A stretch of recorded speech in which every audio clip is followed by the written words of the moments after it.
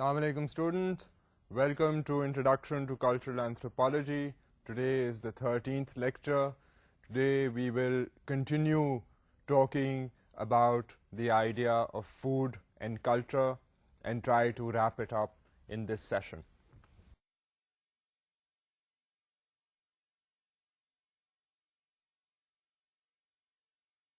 Now, obtaining food in different cultures is something that we have begun talking about, as you'll recall from the last lecture.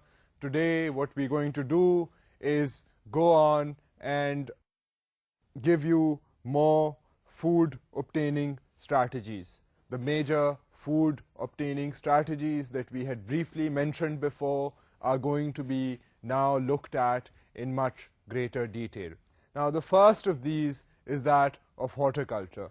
If you'll recall, horticulture is basically a strategy which comes after food collection, and it was the next step forward. It was the commencement, the beginning of the Neolithic Revolution. It was when people started, about 10,000 years ago, started producing food themselves. So horticulture was very much a part of that larger process that we had spoken about in the previous lecture, that of food production rather than food collection. So horticulture we are going to look at in more detail in this regard and examine how human beings moved from collection to production of food, which was a very important step and a distinct strategy by which human beings began obtaining food and obtaining food with more regularity. And horticulture was the first step in that process, and we will examine all of these major strategies one by one. Now, to come back to the idea of horticulture, the first point to remember here is horticulture is the simplest form of farming, using basic tools, no fertilizer or irrigation, and relying on human power. Now, the idea here is that horticulture is the most basic, if you will, most basic level of production. جب کھانا انسان نے خود ڈھونڈنے کے بجائے nature میں سے ڈھونڈنے کے بجائے جب کھانا خود پروڈیوس کرنا شروع کر دیا تو اس کا جو پہلا سٹیپ تھا وہ ہارٹیکلچر کا تھا. ہارٹیکلچر میں یہ تھا کہ کیونکہ یہ اتنا بیسک لیول تھا, ہم 10,000 سال پہلے کی بات کر رہے ہیں, تو اس وقت جو فوڈ پروڈیوس کرنے کی جو انسان کی صلاحیت تھی وہ اس وقت بہت ڈیولپمنٹ بیسک فیز پر وہ صلاحیت تھی. تو اس لیے انسان جو تھا وہ پاور, اپنی ہی پاور, جو انسانی پاور تھی اس کو یوز کرتے ہوئے فوڈ پروڈیوس کرتا تھا. اسمال پلاٹس آف لینڈ پہ کاشت کی جاتی تھی اور بیسک قسم کے ٹولز وغیرہ استعمال ہوتے تھے, اور بیسکلی وہ جو اس کی پھر ییلڈ بھی تھی وہ بھی ہمبل ہی ییلڈ ہوتی تھی ہارٹیکلچر کی. So this is the first point to remember regarding horticulture. اس کا جو دوسرا پوائنٹ ہے, اب میں اس کی طرف چلتا ہوں. ہارٹیکلچر میں یہ ہے کہ horticulture uses shifting cultivation techniques, also referred to as slash and burn اور سویڈن کلٹیویشن. ناؤ یہ جو میں نے آپ کو دو میجر پوائنٹ دیے ہیں ہارٹیکلچر کے, اب ہم ان دونوں کو ذرا ان کی تھوڑی سی وضاحت میں کر دیتا ہوں مزید. ایک تو یہ ہے کہ آپ یہ دیکھیں کہ یہ پروسیس جو ہے ہارٹیکلچر کا ابھی تک موجود ہے دنیا میں, پریکٹس ہوتا ہے سرکمسٹانسز کی وجہ سے, لیک آف ٹیکنالوجی کی وجہ سے, due to lack of economic power. ابھی بھی آپ کو دنیا کے کئی علاقوں میں ہارٹیکلچرسٹ جو ہیں وہ بڑی آسانی سے مل جائیں گے. مگر اس کی جو ڈسٹنکٹ چیزیں تھیں, اگر آپ اس کو ہسٹوریکل پرسپیکٹو سے دیکھیں تو جس طرح پہلے کہا ہے کہ جی بڑا بیسک اس میں ٹولز کا استعمال تھا. انسان جو تھا تب ٹیکنالوجیکل اس وقت تو صلاحیت ہی نہیں تھی ٹیکنالوجیکل اتنی, تو یہ آئیڈیا جو تھا کہ جی نہریں ہیں, نہروں کو اریگیشن سسٹم میں پانی کو جن نیچرلس کا کورس ہے اس کو چینلائز کر کے ایک علاقے میں لانا یا پھر فرٹیلائزر اور پیسٹیسائڈ کا استعمال کرنا, these were not things used by these horticulturists, particularly the initial horticulturists, if you look about, 10,000 years ago into our past. So ایک تو یہ چیز تھی. دوسری جو میں نے آپ سے وہ سلیش اینڈ برن ٹیکنیک کی بات کی ہے, جو دوسرا پوائنٹ تھا, وہ سلیش اینڈ برن ٹیکنیک جو ہے وہ ایک, میں اس کی تھوڑی سی اور وضاحت کروں گا, بٹ یہ ایک بیسک ٹیکنیک تھی کہ وہ سلیش لٹرلی جو اگر کوئی وہاں پر فارسٹ ایریا تھا یا کچھ تھا اس کو سلیش کرتے تھے, برن کر دیتے تھے اور وہ کلیئر ہو جاتی تھی field. So that was the process by which these people cleared fields and grow their own crops there. Now, basically the horticultural crops that were largely grown by these horticulturalists, we will try and examine some of the crops and the crop patterns of these horticulturalists. ایک تو یہ بات ہے کہ crops grown by horticulturalists can be divided into 3 categories: tree crops, seed crops and root crops. اب اس میں 3 قسم کی کیٹیگریز ہیں ہارٹیکلچرلسٹ کی, جو وہ سیڈز, جس قسم کی سیڈز کو وہ استعمال کرتے تھے. ایک تو وہ سیڈ استعمال کرتے تھے کراپس کے لیے, ایک استعمال کرتے تھے درخت اگانے کے لیے, اور تیسری قسم کی جو کلٹیویشن وہ کرتے تھے وہ انڈر گراؤنڈ جو کراپس اگتی ہیں, مثال کے طور پہ مولی ہو گئی. اب یہ مولی آپ کو پتا ہے کہ زمین کے اندر اگتی ہے, زمین کی سطح کے نیچے اگتی ہے. سو یہ ان تینوں قسم کی جو سیڈز تھیں اور ان کی جو کلٹیویشن کا جو مختلف طریقہ ہے, یہ ہارٹیکلچرلسٹ جو تھے یہ ڈسکور کر چکے تھے. They head observed nature closely enough to know how to grow all 3 types of these things. I mean, they could grow vegetables under the ground, they could grow trees. اب جس طرح کھجور کا درخت ہے یا باقی جو فروٹس وغیرہ, کینو آپ لے لیں, موسمی لے لیں, کیلا لے لیں, all these things grow in trees. So ان کی بھی کاشت وہ کر لیتے تھے. اینڈ پھر جو کراپس, جو گراؤنڈ لیول پہ جو کراپس تھیں, ان کی بھی سیڈز وغیرہ انہوں نے کہیں گندم کو اگتے ہوئے دیکھا, اس طرح کی انہوں نے اس کی سیڈز وغیرہ جو تھیں ان کو اس کی بھی سمجھ تھی کہ جی یہ اس طرح کلٹیویٹ کریں گے تو پھر we will be able to harvest wheat. So this was the first thing to sort of notice regarding horticultural crops. Now common, I'm just going to go on and give you some common crops specifically mentioned here.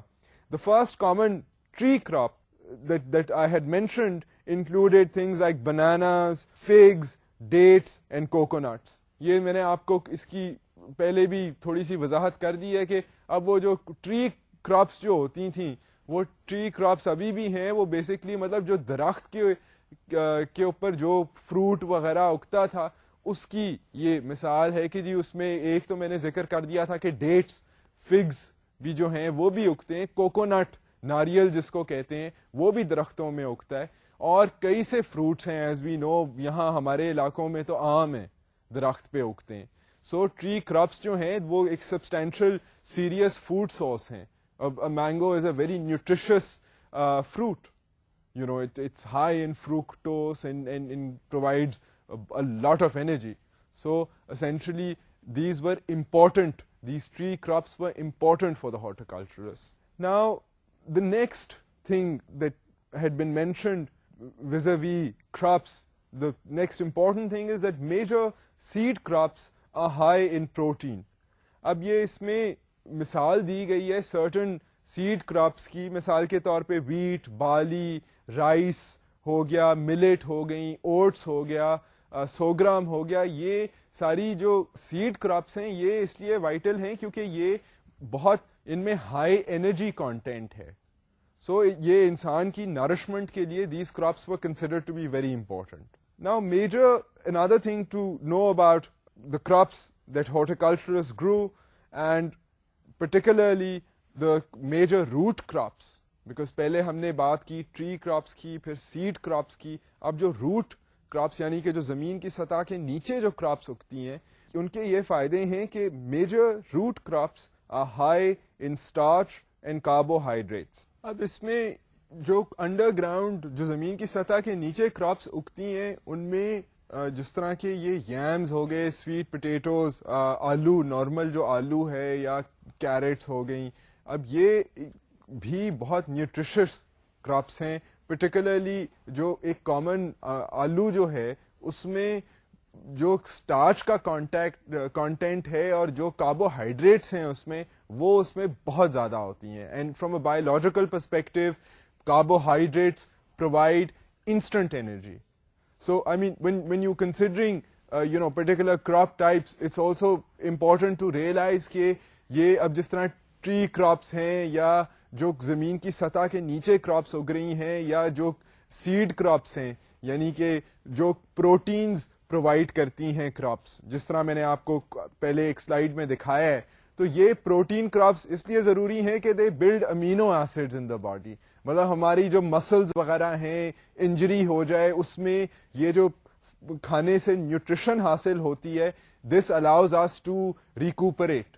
اب یہ جو carbohydrates ہیں جو اور starch ہے یہ بھی بہت نیسسری ہے انسان کی ڈائٹ کے لیے, because it provides instant energy. So these horticulturalist focused on growing these various types of crops because they provided the nutritional needs for human beings. This may the next thing to look at, I'll give you a specific example. Isme Lacandon Maya of Chiapas, Mexico are more productive than monocrop agriculturalists. اب یہ جو چیپاس کا ایک علاقہ ہے Mexico میں, اب یہاں پہ کلچرل اینتھروپولوجسٹ نے جا کر دیکھا کہ جی یہ ابھی تک یہ جو لوگ ہیں یہ ہارٹیکلچرلسٹ ہیں, یہ ہارٹیکلچر پریکٹس کرتے ہیں, یہ لارج اسکیل فارمنگ وغیرہ جو ہے اس میں بلیو نہیں کرتے ہیں, یہ زیادہ تر ہیومن پاور, زیادہ تر بیسک ایگریکلچرل امپلیمنٹس کے ساتھ کام کرتے ہیں. اور the interesting thing noticed here was that these people of Chiapas are able to produce a greater variety, a more abundant variety of crops than monocropping agriculturalists. اب agriculturalists کا یہ ہے کہ وہ زیادہ تر فوکس کرے گا ایک پرٹیکولر کراپ کے اوپر کہ جی یہاں پر جو ہے گندم اگا رہے ہیں یا چاول اگا رہے ہیں. یہ جو لوگ تھے, یہ چیپاس کے جو لوگ ہیں, یہ ہارٹیکلچر میں 30-40 کراپس کو اگا رہے تھے. I mean, and the way that they did this was very interesting, and it basically was very much in tune with their physical environment. I mean, belonging to an area which is, has an abundant variety of rainforests, and within those rainforests has many species and many subtle environmental niches. These people in the Chiapas were able to tune into those environmental niches and plant crops accordingly, which were conducive to that particular economic niche. So, انہوں نے ماحول کو اتنا سٹلی دیکھ کر کے جی اس رقبے میں ہم یہ کراپ ایسے اگا لیتے ہیں کیونکہ یہاں پر نیچرلی جو سراؤنڈنگز ہیں یہ اس کے لیے فیزیبل ہیں. سو انہوں نے یہ نہیں تھا کہ بالکل انہوں نے بیسک طریقے سے کام کیا ہوا تھا, اس میں ان کی کلٹیویشن میں, چیپاس کی کلٹیویشن میں کلچرل اینتھروپولوجسٹ نے دیکھا کہ کافی گہری سوچ ہے, اینڈ اس کی وجہ سے وہ ان کا جو ییلڈ ہے وہ it has been better than agriculturalist. And یہ this is a recent thing that I am referring to. اب the next thing to notice about these Chiapas is that they achieve 3 levels of production from the same land. اب اس میں مزیدار بات یہ ہے کہ جو چیپاس ہیں یہ 3 لیولز ایک ہی پیس آف لینڈ کے اوپر, یہ جو میں نے آپ سے مینشن کیا ہے کہ زمین کی سطح پہ ان ٹری کراپس, ان سیڈ کراپس, یہ تینوں چیزیں اکٹھی کر دیتے ہیں مشترکہ ایک ہی پیس آف لینڈ کے اوپر. I mean these people are so still and so clever and so tune in to the environmental surroundings that they can simultaneously تینوں چیزیں اکٹھی اگ رہی ہیں. I mean for monoculturalists تو کہتے ریکمنڈیشنز آتی رہتی ہیں کہ جی آپ سائڈ پہ درخت اگا لیں تو وہ سوئل ایروژن وغیرہ پریونٹ ہو جائے گی, اور مگر یہ ہے کہ زیادہ تر مونو کلچر ایک ہی چیز, ایک ہی کراپ اگانے پر فوکس ہوتا ہے. یہ لوگ اسی لینڈ کو اتنا پروڈکٹیو کر دیتے ہیں کیونکہ اکٹھی مختلف چیزیں اگا رہے ہیں وہاں پر. اب یہ کیسے کرتے ہیں؟ The Chipas do so by maintaining rather than displacing ecological systems.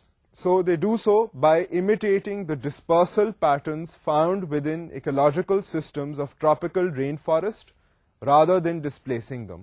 اب اس میں کہنے کا یہ مطلب ہے کہ یہ جو ان کی آپ سمجھ لیں سکسیس کا جو راز ہے وہ یہ ہے کہ یہ جو ایکولوجیکل پیٹرن جس طرح کہ میں نے ذکر کیا ہے ابھی کہ رین فارسٹ کا بہت سٹل پیٹرن ایکولوجیکل پیٹرن ہوتا ہے. وہاں پر ابھی بھی the Amazon forest for example in South America has mind boggling variety of living species, of different types of species. I mean, ranging from butterflies to mammals, primates. I mean, مختلف قسم کے جانور, مختلف قسم کے درخت وہاں پر ایمیزونز وغیرہ میں پائے جاتے ہیں. ٹراپیکل فارسٹ جو ہیں کیونکہ وہاں پر بارش اکثر ہوتی رہتی ہے اور لش فارسٹ ہوتے ہیں اور اس میں بہت ورائٹی ہوتی ہے. سو وہ انوائرمنٹل سرکمسٹانسز جو ہوتے ہیں وہ ٹراپیکل فارسٹ کے بہت کمپلیکس ہوتے ہیں if one looks at it from that ecological angle.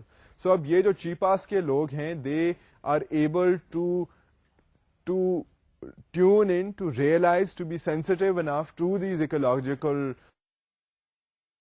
sort of circumstances, opportunities کہہ لیں یا niches کہہ لیں, اور وہ اس کے مطابق وہ یہ کرتے ہیں کہ یہ نہیں کرتے کہ جی یہ تو علاقہ ہے یہاں پر تو ہمیں ویسے تو علاقے کے مطابق ہمیں مشرومز اگانی چاہیے مگر نہیں جی ہم نے تو یہاں پر چاول اگانا ہے. وہ اس طرح نہیں کرتے تھے, زبردستی نہیں کی جاتی تھی وہاں پر یہ تھا کہ جو چیپاس ابھی بھی ہیں وہ ایکولوجیکلی سینسٹیو ہیں, وہ دیکھتے ہیں کہ جی ہمارا ماحول جو ہے ہم اس کے مطابق جو یہاں کا ایکولوجیکل پیٹرن ہے اس کے مطابق ہم رہیں, اس کے مطابق ہم کلٹیویشن کریں. And they are so clever that they can do this kind of cultivation and achieve three levels, those three levels that I had mentioned to you, they are able to achieve those three levels simultaneously. Now, I will put before you this technique that I had mentioned earlier, the slash and burn technique, which is a common technique that the agricultural or the horticulturalists have been using in the past and they still use. یہ جو ابھی بھی horticulturalists ہیں وہ یہ slash and burn technique جو ہے وہ اتنی کنوینئنٹ ہے کہ وہ اس کو ابھی بھی یوز کرتے ہیں. اب ہم ذرا میں نے بریفلی مینشن کیا تھا بٹ اس کو ذرا تھوڑا مزید ڈیٹیل میں دیکھتے ہیں. اب کیا ہے سلیش اینڈ برن ٹیکنیک؟ اس میں یہ ہوتا ہے کہ ان unused areas of waste land slash and burn can be a reasonably efficient form of production. اب اس میں جو اہم بات ہے دیکھنے کی وہ یہ ہے کہ جہاں واسٹ ایریا آف لینڈ ہو, کھلی زمین ہو, تو وہاں پر یہ سلیش اینڈ برن یعنی کہ جو کچھ اگا ہوا ہے اس کو کاٹا, آگ لگا دی اور صاف کر کے اس علاقے کو وہاں پر کراپس اگا دی, یہ تو افیکٹو طریقہ ہو سکتا ہے. جہاں پر وسیع زمین ہے اور ہیسل فری کام ہے, یہ تھوڑا سا کاٹا شاٹا, وہ چیزیں سوکھ گئیں, اس کو آگ لگا دی, فیلڈ کلیئر ہو گئی, ایفیشینٹ, زیادہ اس میں محنت کرنے کی ضرورت نہیں ہے. So it is convenient, it's a convenient technique to clear land and to practice horticulture there. اب اس میں another interesting thing is that ash fertilized soil must lie fallow to restore fertility. اب اس کے لیے مجھے تھوڑی سی بیک گراؤنڈ دینی پڑے گی اس پوائنٹ کے لیے. وہ یہ ہے کہ جب یہ سلیش اینڈ برن کرتے ہیں تو مزیدار چیز یہ ہے کہ جب تھوڑا سا وہاں پر جو چیز اگ رہی ہے اس کو کاٹ دیا تو وہ دھوپ کی وجہ سے وہ چیز سوکھ جائے گی, اس کو لگا دی آگ. جب آگ لگائی تو وہ ایریا جو ہے وہ ہو جائے گا ظاہر ہے کلیئر, اور وہاں پر کیونکہ کاشت کرنے کے لیے آپ کو کلیئر ایریا تو چاہیے, تو اب پہلے کہ وہ اس ساری چیزوں کو اپروٹ کریں ون بائی ون, یہ کرتے ہیں جلدی سے وہاں سے کاٹ شاٹ کے پھر جو چھوٹی موٹی چیزیں رہ جاتی ہیں وہ اس کو آگ لگا دی تو ساری ایش بن جاتی ہے. And then it is much easy, much more easy to plant crops there. اب the interesting thing is that جو ایش ہوتی ہے وہ مختلف جو جڑی بوٹیاں وغیرہ وہاں پر پودے شودے وائلڈ ویجیٹیشن اگی ہوئی ہے, اس کو جب وہ جلا دیتے ہیں اس کی جو ایش بنتی ہے وہ نیچرل فرٹیلائزر ہے. مگر اس میں پرابلم یہ جو میں نے آپ کو پوائنٹ پڑھ کے بتایا ہے کہ فرٹیلائزڈ ایش جو ہے ہیز ٹو لائی فیلو, اس کا یہ مطلب ہے کہ جب یہ ٹیکنیک یوز ہوتی ہے تو اس میں یہ نہیں ہو سکتا کہ جی آپ کراپ اگائی پھر کاٹا پھر آپ نے کراپ اگائی, مطلب اس میں اتنا ریپڈلی کراپس نہیں اگ سکتی ہیں. That's why slash and burn technique جو ہارٹیکلچرلسٹ یوز کرتے ہیں اس کی وجہ سے they have to be shifting from one area to another. اب آپ خود سوچ لیں کہ وائلڈ ویجیٹیشن کو اگنے میں کتنی دیر لگتی ہے. سو اب جب وائلڈ ویجیٹیشن اگے گی اسے کاٹیں گے جلا دیں گے وہ فرٹیلائزڈ ایش بن جائے گی, وہاں پہ پھر اپنی انہوں نے کراپس گرو کر لی, تو کراپس گرو کرنے کے بعد that area has to lie vacant, اس کو فیلو خالی چھوڑنا پڑتا ہے اور پھر اس کی آہستہ آہستہ فرٹیلٹی جو ہے وہ ریسٹور ہو جاتی ہے. اگر وہ انٹینسولی پھر اس کو کاٹ کر پھر جلا کر پھر اگر کوشش کریں کہ جی ہم ایک ہی پیس آف لینڈ سے بار بار کاشت ہم وہاں پر کریں گے تو وہ علاقہ جو ہے وہ بنجر ہو جائے گا, اس کی فرٹیلٹی زمین کی ختم ہو جائے گی. So that is why horticulturalist don't hold on to the idea of one piece of land, they keep shifting the cultivation. اب یہ میں نے پوائنٹس پہلے ساری باتیں کی ہوئی ہیں بٹ اب میں نے ان کی ایک تسلسل میں وضاحت کر دی ہے, and I hope now you will be able to recall from the previous conversations regarding horticulturalists being shifting, following a shifting pattern of production to realize why they have to do that. Another interesting thing is that under drought conditions of El Nino, agriculturalists have been criticized for destroying large tracts of grasslands and forests in Madagascar, in Brazil and in Indonesia. اب اس میں یہ ہے کہ L نینیو 1990s میں ایک phenomena weather phenomena آیا ہے کیونکہ ویدر پیٹرنز بدلتے رہتے ہیں. I mean after every century 2 centuries the patterns of weather are going to change. So El Nino 1990s میں El Nino ایک ویدر فینومینا تھا جس کی وجہ سے بارشیں کم ہوئیں اور بارشوں کے پیٹرنز بدل گئے جس کی وجہ سے ڈراؤٹس دنیا کے مختلف علاقوں میں آئے ہیں. اب جب ڈراؤٹ ہوتا ہے تو ڈراؤٹ میں یہ ہوتا ہے کہ جب بارش نہیں ہوگی تو جو نیچرل ویجیٹیشن ہے وہ بہت ڈرائی ہو جاتی ہے. اب اس میں جب ہارٹیکلچرلسٹ جو ہیں وہ سلیش اینڈ برن کرتے ہیں تو زیادہ چانسز ہیں کہ جب وہ سلیش اینڈ برن کرنے کے لیے آگ لگاتے ہیں کہ علاقے کو تو اس کے چانسز رسک بڑھ جاتا ہے کہ وہ آگ جو ہے وہ کنٹرول نہیں ہوگی, وہ پھیل جائے گی. And this is what happened Madagascar میں, برازیل میں, huge tracts of land, and then in Indonesia, Asia میں جو انڈونیشیا ہے, huge tracts of land were destroyed by uncontrolled fires set off by initially by these basically کاشتکارز ہارٹیکلچرلسٹ. وہ تو زمین clear کر رہے تھے کہ ہم یہاں کو فصل اگائیں اور وہ فائر آؤٹ آف کنٹرول ہو گئی اور ایکسٹینسو ڈیمیج کاز کیا اس نے فارسٹ ایریاز کو. سو انوائرمنٹلسٹ جو تھے اینڈ گورمنٹس جو تھیں they started criticizing the horticultural practice of slash and burn. So you can see all these various factors, things like weather patterns, things like those translating into environmental damage, that translating into criticism on horticulturalists by governments, by environmental NGOs. So I'm trying to give you here a sense of the complexities involved in the topic of today and generally in the idea of trying to study cultural anthropology. Now I'll move on to the next topic, which is pastoralism. اب pastoralism جو ہے وہ بھی ایک food production کا ایک اہم حصہ ہے, خاصا پرانا حصہ ہے. یہ بھی تقریباً 10,000 سال پہلے ہی ہارٹیکلچر کے ساتھ شروع ہو گیا پیسٹورلزم بھی, اینڈ نیولتھک ریولوشن کا یہ بھی ایک امپورٹنٹ پلر آپ سمجھ لیجئے. سو پیسٹورلزم کی کیا اہم چیزیں ہیں؟ پیسٹورلزم جو ہے وہ انوالو کرتا ہے keeping domesticated livestock as a source of food practiced in areas where cultivation is not possible. اب پیسٹورلزم میں سیدھا پیسٹورلزم کا مطلب ہے وہ بیسکلی ہے کہ بھیڑ بکریاں, کئی علاقوں میں کیملز, کئی علاقوں میں ییکس ان کو کہتے ہیں, ہمالین ریجن میں ییکس ہوتے ہیں, وہ اس طرح کے. پھر یہ سب آرٹک جو ریجن ہے, آرٹک سے ذرا تھوڑا سا نیچے سب آرٹک, وہاں پر رینڈیئر جو ہے اس کی ہرڈنگ کرتے ہیں لوگ.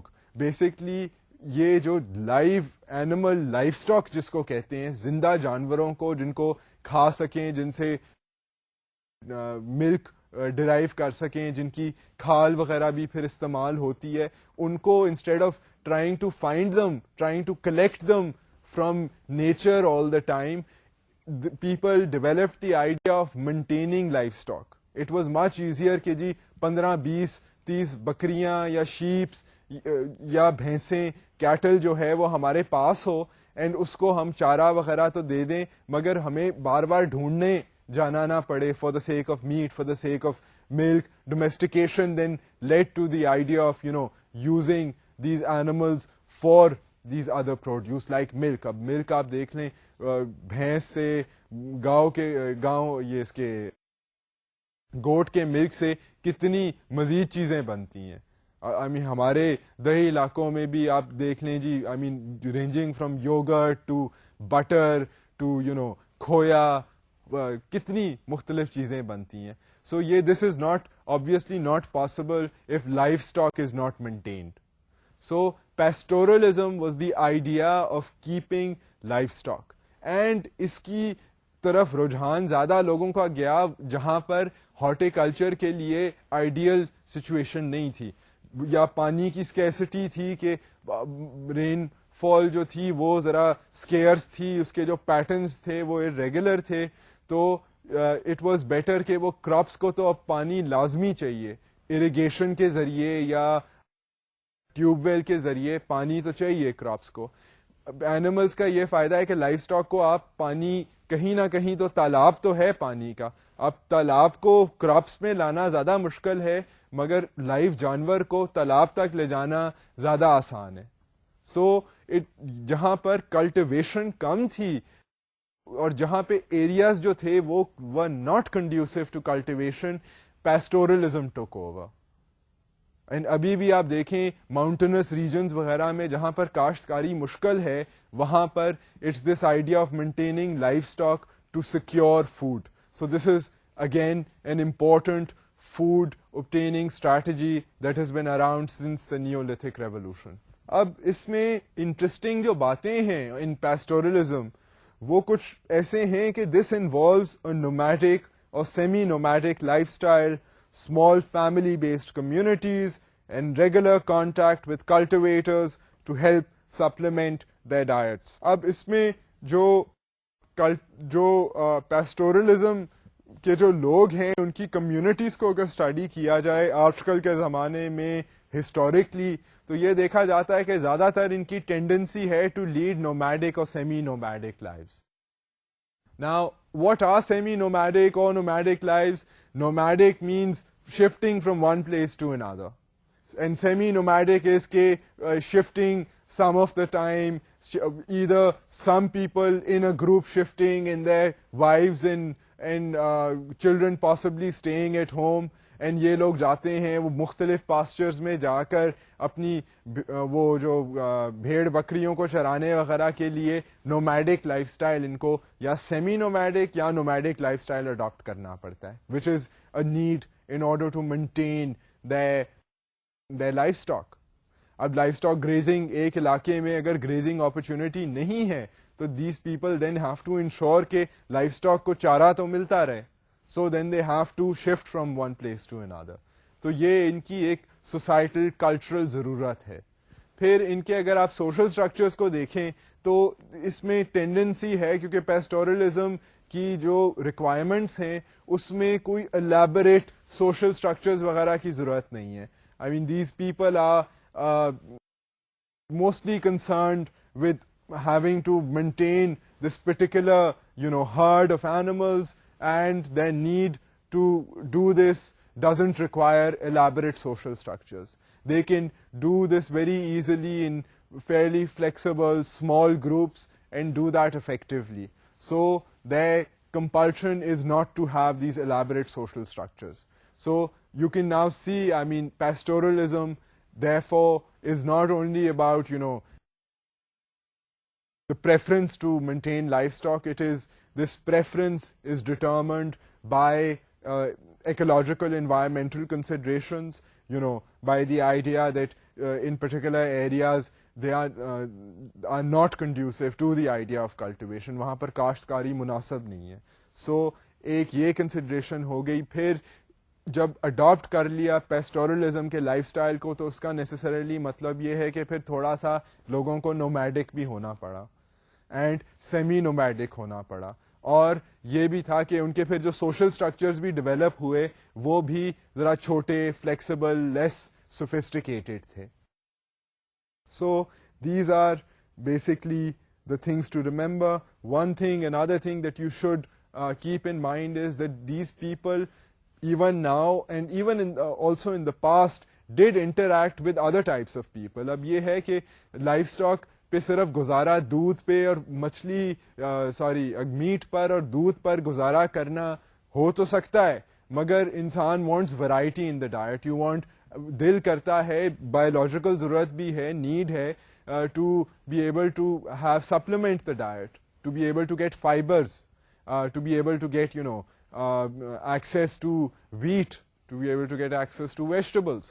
So ان کا انٹریکشن جو تھا وہ ہارٹیکلچرلسٹ کے ساتھ بھی تھا. تو یہ پھر pastoralism and horticulture have existed side by side also. Now I'll take you to the idea of agriculture.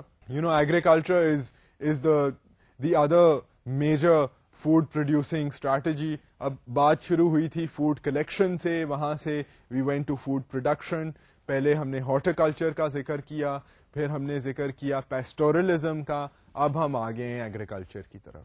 تو اب ایگریکلچر میں جو پہلا پوائنٹ ہے وہ یہ ہے کہ more recent than horticulture, agriculture uses technologies like irrigation, fertilisers, mechanical equipment to produce high yield and has large populations. اب اس میں بات یہ ہے کہ ایگریکلچر میں جیسے جیسے ہارٹیکلچر کی پریکٹسز ریفائن ہوتی گئیں, زیادہ لوگوں نے کاشتکاری کرنی شروع کر دی. If you remember initially it was a problem جب فوڈ پروڈکشن وہ انوائرمنٹل پاپولیشن پریشرز پڑے لوگوں پر, اینڈ دے ریئلائزڈ کہ جی ہمیں we can not always depend on nature, ہمیں we'd better try to do something ourselves and try to produce food. تو انیشلی ان کا ایکسپیرئنس تھوڑا سا بیٹر بھی ہوا تھا, اس میں نیوٹریشنل ان کی جو انٹیک تھی وہ کم ہو گئی, ہیلتھ کے پرابلمس ہوئے. This is stuff that we had discussed in the previous lecture. تو وہ ان ٹیزنگ پرابلمز, ان انیشل مشکلات کے بعد آہستہ آہستہ جب people started to get a grip on the idea of being able to produce food for themselves, تو پھر ایک قسم کا یہ سیٹ پیٹرن جو بن گیا, تو وہ ایگریکلچر میں پھر اسپیشلائزیشن آ گئی. People started taking a particular piece of land and cultivating on that particular piece of land, focusing on things like monocropping. کاشت کی جو yield تھی اس کو بڑھانے پر فوکس کر دیا لوگوں نے. انہوں نے بیسکلی اس کی وجہ سے, کیونکہ جب yield اتنی بڑھ گئی تو جب کھانے پینے کا مسئلہ ہی نہیں رہا, تو people relaxed, their fertility rates increased, انہوں نے بچے پیدا زیادہ کرنے شروع کر دیے, پاپولیشنز جو تھیں وہ بڑھ گئیں. So these were all effects of agriculture. اب ایگریکلچر اینڈ ہارٹیکلچر میں کیا فرق ہے؟ ایگریکلچر جو ہے that is sophisticated, more specialised. It horticulture relied on human power or basic bilkul tools. Agriculture relied on more specialized, serious efforts to grow crops, to produce food on a particular piece of land. It tried to divert water from natural paths to their crops. So وہ جو irrigation کا جو پورا نظام ہے جو کہ ان دا سب continent کہتے ہیں دنیا میں سب سے الیبوریٹ اور سب سے انفیشینٹ نظام ہے, جہاں پر third of the water is wasted, may be more is wasted. مگر وہ جو نیٹ ورک ہے وہ پچھلے 150-200 سالوں میں جو ایکسپینسو نیٹ ورک ہے وہ دنیا میں ابھی تک سب سے ایکسٹینسو سمجھا جاتا ہے. سو یہ جو اریگیشن کا جو نیٹ ورک پھر بنا اور جو فرٹیلائزرز کی یوز کرنی شروع کر دی گئی, پیسٹیسائڈس کی, یہ جو اسپیشلائزڈ پروڈکٹس تھے to ensure production of food, all these became realities when human beings started to produce food under this food producing strategy called agriculture. اس میں انیشل بیسک لیول کی میکینیکل پاور پہ بھی Reliance تھی, اس میں animal power پہ تو definitely Reliance بڑی دیر پہلے شروع ہو گئی تھی. So it was using oxen, water buffalo to draw water, to plow the fields, اور یہ ابھی تک آپ دیکھیں ایگریکلچر میں اینیمل پاور کو یوز کیا جاتا ہے. So this was the big thing about agriculture. Agriculture میں اور جو چیزیں تھیں وہ یہ تھیں کہ agriculture is associated with permanent settlements and high levels of labor specialization. So not only were the particular products in particular in natural circumstances diverted towards agriculture, even human labor, even human expertise were fine-tuned for the purpose of agriculture. اس میں یہ تھا کہ جیسے جیسے انسان کی grip form ہوتی گئی on the idea of food production, تو یہ تسلی ہو گئی انسانوں کو جی کہ ایک بندے نے کام کرنا ہے, کاشتکاری کرنی ہے, تو وہ جو گندم کی 10 بوریاں اس کا جو رزلٹ نکلے گا اس سے 100 بندے کا پیٹ بھر جانا ہے مہینے کے لیے, سم تھنگ لائک دیٹ. سو اس کی وجہ سے یہ تھا کہ اب وہ باقی جو پہلے جو 10 لوگ محنت کر کے ہنٹنگ کر کے فوڈ کلیکٹ کر کے لاتے تھے, وہ ایک بندہ اتنا فوڈ پروڈیوس کر دیتا تھا. سو باقی 9 لوگ جو تھے they had the time and the energy to be able to do other things. انہوں نے کہا کہ جی اچھا پھر زیادہ فارمنگ کرنے کے لیے وی نیڈ اسپیشلائز پروڈکٹس. ان لوگوں نے وہ اسپیشلائز پروڈکٹس بنانے شروع کر دیے. So as a result of that labour specialisation took place. Also agriculture by definition, like I've said, needed permanent settlement. I mean یہ وہ جو slash and burn technique سے کام نہیں ہوتا تھا. یہاں پر the idea of using a piece of land and settling down there, settling around to cultivate that piece of land again and again and again was a predominant feature of agriculture. Now agriculture میں پھر ایک مزید further escalation ہوئی جس کو کہتے ہیں intensive agriculture. Intensive agriculture lead to even further specialisation and use of technological inputs.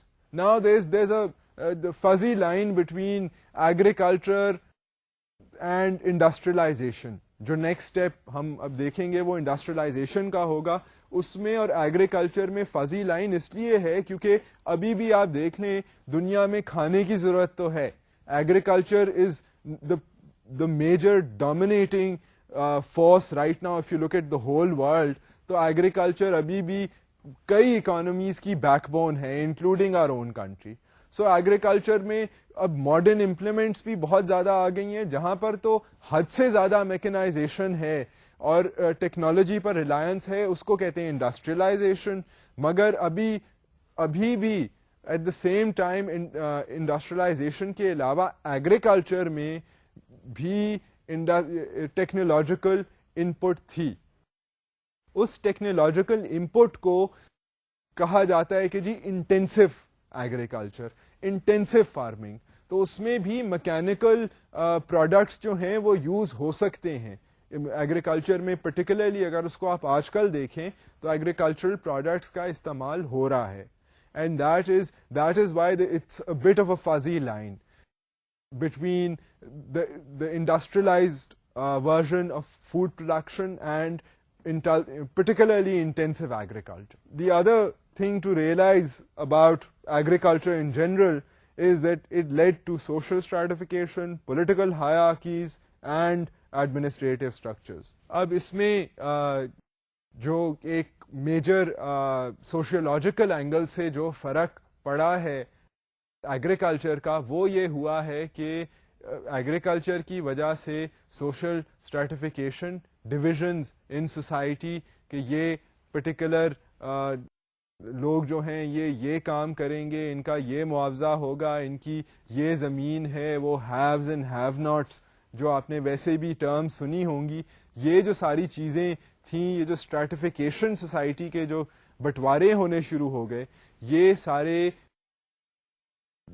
Agriculture کی وجہ سے جو تھے ایسکلیٹ ہو گئے یہ بٹوارے.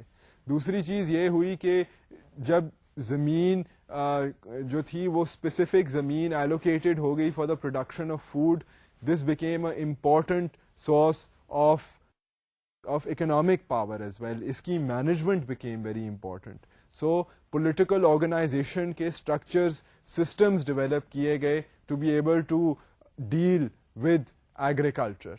اب اس میں آپ برِ صغیر میں دیکھ لیں جو منصبداری سسٹم ہے، مغل دور میں جو منصبداری سسٹم تھا وہ بڑا ایک الیبوریٹ ایڈمنسٹریٹو اسٹرکچر تھا which dealt with all these people who from their lands essentially provided military support to the government. They collected revenue from their lands, from the peasants of their particular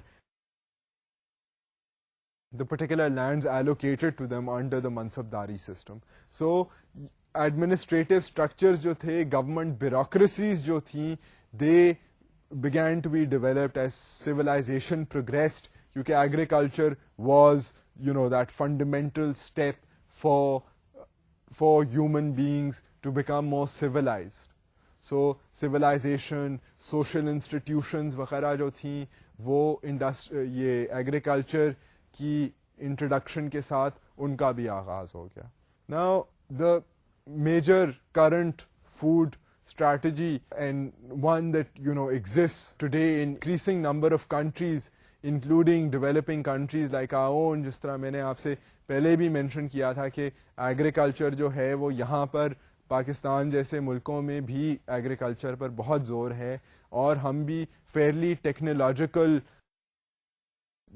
techniques use کر لیتے ہیں agriculture میں. یہاں پر حالانکہ غربت اتنی ہے کہ کئی لوگ تو بالکل بیسک وہ ٹریکٹر بھی نہیں افورڈ کر سکتے ہیں، مکینیکل آبجیکٹس بھی نہیں افورڈ کر سکتے ہیں، مگر ایٹ دا سیم ٹائم حکومت کی کئی ایسی بھی اسکیمز ہیں کہ hybridization of seeds which looks at the genetic molecular structure of seeds and tries to manipulate that in order for the seed to resist pest, in order for the seed to produce a better yield.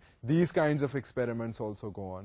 So there is a mix in developing countries, but in the most developed countries the level of mechanization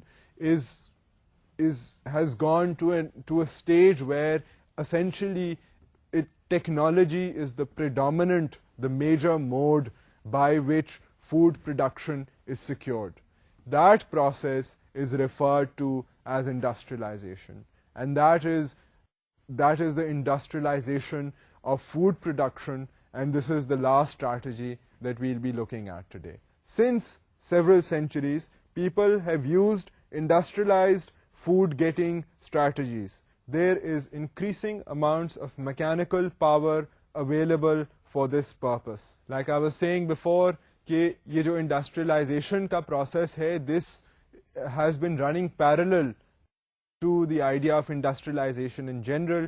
industrialisation کا جو factories and جو technology کی use جو ہے یہ ایک process جو ہے یہ چند صدیوں سے انٹروڈیوس ہو چکا ہے اور اس میں انکریزنگ ریلائنس ہے آن ٹیکنالوجی، آن میکنائزیشن. تو سائملٹینیسلی جیسے کہ industries and growth of industries ہوئی, ایگریکلچر میں بھی use of industrialization and use of technology has been increasing. So یہ جو پروسیس ہے انڈسٹریلائزیشن میں, انڈسٹریلائزیشن کو یوز کرتے ہوئے, انکارپوریٹ کرتے ہوئے into food production is known as the industrialization of food production. So essentially this idea of the increasing use of mechanical, technological tools, techniques in food production is referred to as industrialization. I mean, industrialization has existed has impacted life in other ways also, but in the last few centuries, agriculture has also seen an important influence of industrialization, and it has seriously affected the way that people produce food. Industrialization also uses a mobile labor force and a complex system of markets. Now, also simultaneously with the idea of using technology to produce food, under industrialization, since industrialization has been occurring on other fronts as well, for the production and distribution systems that have been influenced by the idea of industrialization, that all these other systems in turn have an effect on agriculture as well, on the production of food as well. So what I'm trying to say is industrialization, for example, has provided easier access to transportation. Easier access to transportation means that the labor force which works in food production can be mobile. Since it has access to transportation, اگر آپ بسوں کا نظام آپ دیکھ لیں, اب بسیں جو ہیں وہ اگر ہر جگہ چل رہی ہیں تو it is very much possible کہ جو لیبر فورس ہے جو ایک پیس آف لینڈ کے اوپر کام کر رہی ہے یا فوڈ پروڈکشن میں کام کر رہی ہے, وہ 20-30 کلومیٹر اوے بھی رہ سکتی ہے اور وہاں سے بھی ہر روز دہاڑی پر آ سکتے ہیں کام کرنے کے لیے. سو یہ اس طرح کے جو فیسیلیٹیشنز اس طرح کی ہوئی ہیں which were also possible because of industrialization took place and resulted in a flexible labor force. Also, the other important thing is that industrialization of food production happens under a complex market system. I mean, آہستہ آہستہ particularly جب industrialisation بہت زیادہ بڑھ گئی, جس طرح western ممالک میں آپ نے سنا ہوگا کہ جی ان کے تو فارمرز کو سبسڈی گورنمنٹ اتنی زیادہ دیتی ہے فار پروڈیوسنگ فوڈ, تو وہ جو سبسڈی ہے پھر وہ اپنے فارمرز کو سبسڈائز کر کے وہ پروڈیوس تو کر لیتے ہیں بہت سستی کراپس. وہ سستی کراپس جو ہیں پھر وہ انٹرنیشنلی جب ایکسپورٹ کرتے ہیں تو ان کی پرائس بڑی کم ہوتی ہے کیونکہ فارمر کو تو ہر چیز سبسڈائزڈ مل رہی ہے, تو وہ پھر ان چیزوں کو ایکسپورٹ کرتا ہے. پھر جب یہاں پر سستی گندم آ جائے گی تو ہمارے جو کاشتکار ہیں وہ متاثر ہوں گے. سو جو مارکیٹ سسٹمز ہیں کہ increasing commercialization of food production, مطلب یہ نہیں کہ صرف اناج اگانا ہے کھانے کے لیے مگر اناج کو بیچنا ہے. Increasing commercialization of agriculture became possible and is now a fact and a reality currently, and this is all due to the industrialization of food production. اب یہ جو میکنزمز ہیں WTO وغیرہ کے, اس میں ہیٹڈ ڈبیٹ ہوتا ہے, اینڈ بیکاز مارکیٹ میکنزمز اب ایکسٹریملی کمپلیکس ہو گئے ہیں. So these are now very tricky technical issues. Biotechnology is another important thing, a part of industrialization of food.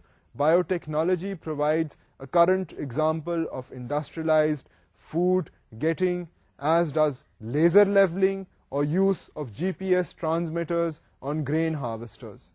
اب اس میں یہ میں نے آپ کو 2-3 مثالیں دی ہیں کہ جی اب ٹیکنالوجی اتنی ایڈوانس کر دی ہے کہ گرین ہارویسٹر جو ہے اس کے اوپر جی پی ایس سسٹم لگا کر انڈسٹریلائز کنٹریز یہ دیکھ لیتی ہیں کہ پرٹیکولر ایریا آف لینڈ میں ہارویسٹر اس وقت ایگزیکٹلی کمپیوٹر پر آ جاتا ہے کہ وہ کہاں پر ہے.